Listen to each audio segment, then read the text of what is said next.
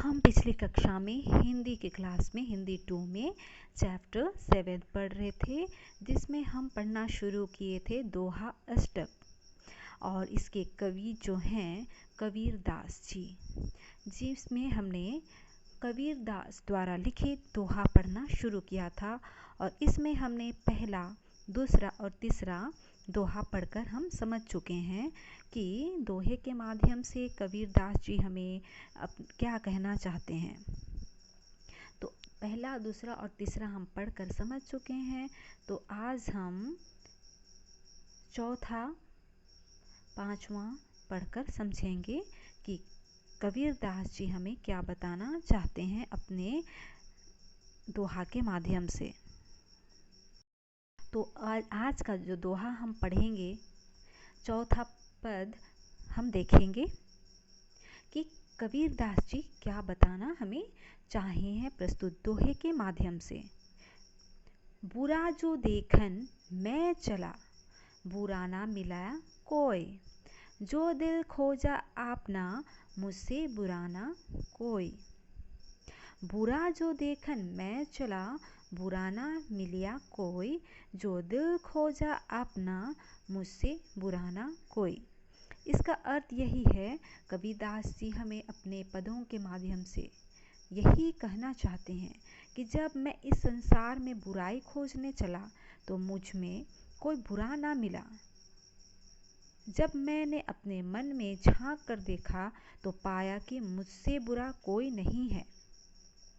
तो कबीरदास जी प्रस्तुत दोहे के माध्यम से यही कहना चाहते हैं कि बुरा जो देखन मैं चला, बुरा ना मिला कोई। यानी कि मैं जब लोगों को, दूसरों को, जब इस संसार में बुराई खोजने के लिए मैं निकला और जब ढूंढने लगा तो मुझे कोई भी बुरा नज़र नहीं आया। लेकिन जब मैंने अपने मन में झांक के देखा, अपने अंदर में ही देखा, तो पाया कि मुझसे बुरा दूसरा कोई नहीं है। तो कबीरदास जी इस पंक्ति के माध्यम से यही कहना चाहते हैं कि दूसरों को उंगली उठाने से पहले, दूसरों की बुराई देखने से पहले अपने मन को सबसे पहले झांक कर देखना चाहिए कि मेरे अंदर में कितनी सच्चाई है, मैं कितने अच्छा हूँ। और अपने आप का ही बुराई सबसे पहले देखना चाहिए, ढूंढना चाहिए, क्योंकि दूसरों को बुरा देखने से कुछ नहीं होगा।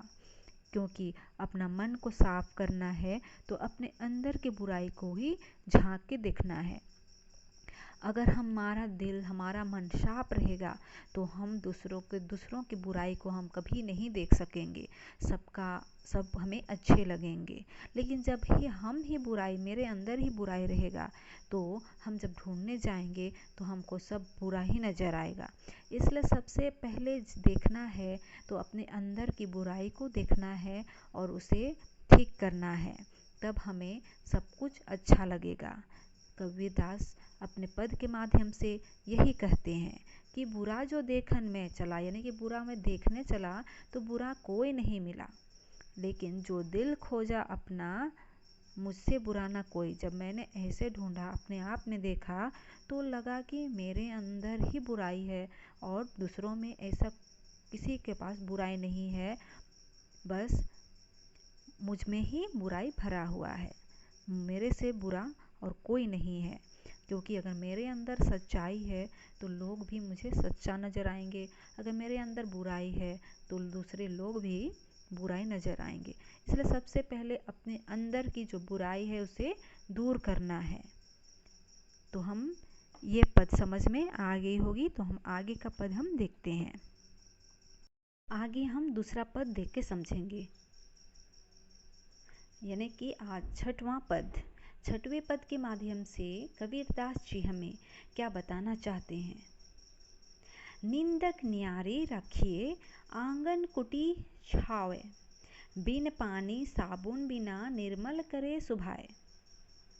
निंदक न्यारे राखिए, आंगन कुटी छवाए, बिन पानी साबुन बिना निर्मल करे सुभाए।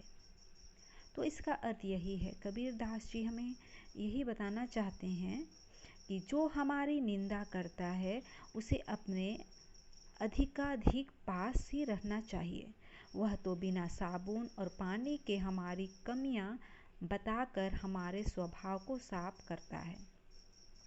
तो कबीरदास यही कहना चाहते हैं कि निंदक न्यारे राखिए अंगने कुटी बधाई, यानी कि जो हमारे निंदा करते हैं, दूसरों के पास जाकर हमारा बुराई करते हैं, उनसे हमें गुस्सा नहीं करना चाहिए, बल्कि हमें उसे जो हमारे बारे में निंदा करते हैं दूसरों के पास, उसे गुस्सा नहीं करना चाहिए, बल्कि हमें हमेशा उसके साथ ही रहना चाहिए। हमें उसको हमेशा अपने साथ ही रखना चाहिए, ताकि वे हमारे जो भी अंदर के जो भी बुराई है उसे बता सके, जिससे हम अपने आप को सुधार सकेंगे।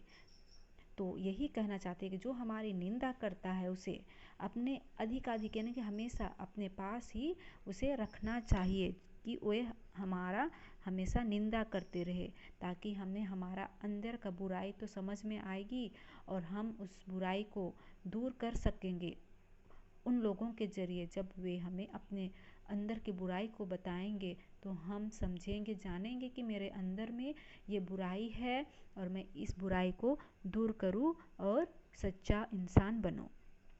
इसलिए कबीरदास जी कहते हैं कि जो हमारा बुराई करते हैं, अपमानित करते हैं, उससे गुस्सा नहीं करना है, बल्कि हमेशा अपने पास ही रखना है।